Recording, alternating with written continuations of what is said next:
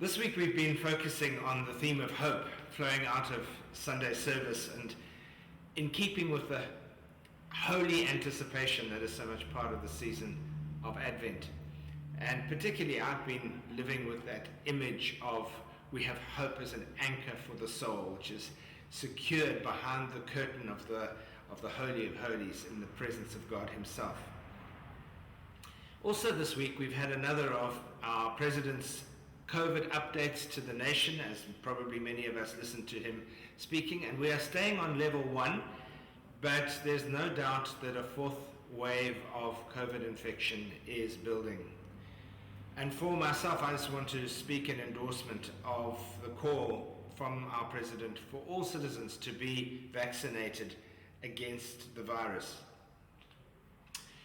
So for the time being, as far as we're able to plan, here at St. Elizabeth's we'll be having our services as normal, but we'll be taking steps to ensure that our seating arrangements provide for sufficient social distancing. So there'll be some ribbons on the end of certain pews this Sunday as you come to church. And obviously sanitizing and face masks will still remain a priority for us.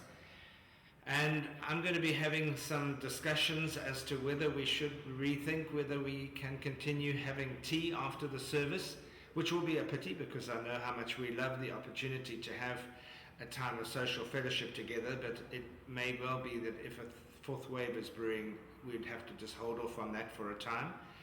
And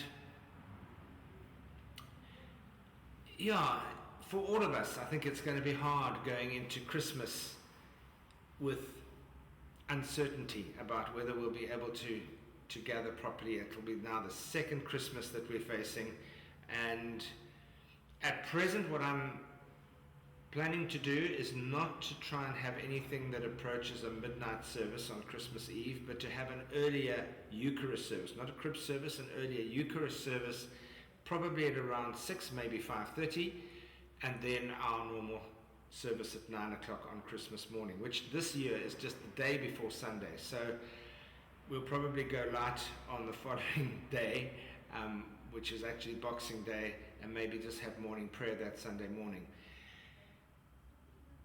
So, yeah, we are going to have to deal with our disappointments under the context of hope, which covers all of life, and remain secure in that hope which is ours in Christ. Romans 12 has this exhortation: be joyful in hope, patient in affliction, faithful in prayer. And I think that's a good note on which to end this week's message.